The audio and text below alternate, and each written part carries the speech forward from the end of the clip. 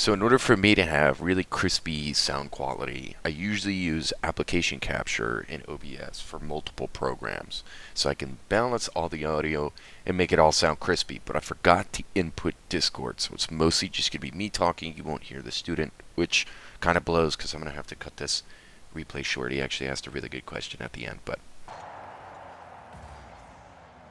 pads. You're missing all the pads. You're going to be really awkward. What are you doing? Okay, you fixed it. Okay, I whiffed, so that's a no bueno. Okay, so that leads into that. You guys recover it. Now stay midfield. Oh, you're doing it. Okay, this is a huge problem. I can already see where this is going because I've dealt with this so many times before. Okay? I've seen this at all ranks. It doesn't matter what it is. Okay? Okay, Dread just... Okay, we're scrapping a situation where I whiffed. They run their contract on the 1-3, which is Josh, into a really nice shot onto our third man, Dread. Okay, so this is already kind of a disadvantageous position. Is somebody rotating it in it? Yes or no? This is the mental checklist that all you need to know for the rest of your fucking life, so long as you play Rocket League. God strike me down, this changes, because it probably won't when it comes to fundamentals for a very, very fucking long time. If anything, it's going to be refined, but it's not going to be changed. Okay? If somebody is rotating into net, Dread just had a touch onto this ball where he's not going to freely beat Onset or whoever's like rotating into second man. Is it likely that Dread is going to have a 50 onto Hira? Yeah, very fucking likely, okay? Does it make sense that if somebody's rotating into net here to leave the midfield open in the off chance that this 50 pops mid?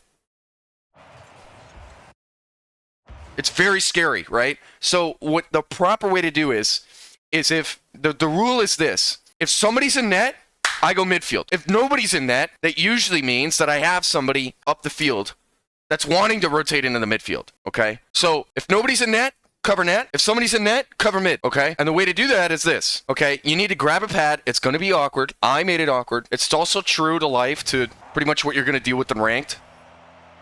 I would have definitely snaked that pad. Grabbing a pad here, and then you taking bulk him off right now when Hira could be making a 50 into the midfield is running blind to a play that could come into you.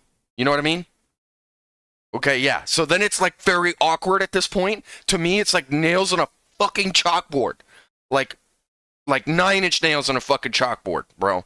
Watching this. And I've seen this. You taking this off, bro, is very, very scary to me. Because this could go mid. So I would have grabbed that pad. I would have chilled here. I would have not have flipped. I would have waited. This pops in here. You have the option to go and rush the cut, depending on what's going on, okay? If the blue name tag is here, you could close this down on the shot. Or you'll force it in the corner. That's the how you misplay this. This is technically still a checkmate position from blue if they play this correctly. I don't think they are. They didn't, and they especially didn't. So they didn't checkmate this after my whiff. Any whiff usually should be a checkmating pattern, in the equivalent in Rocket League.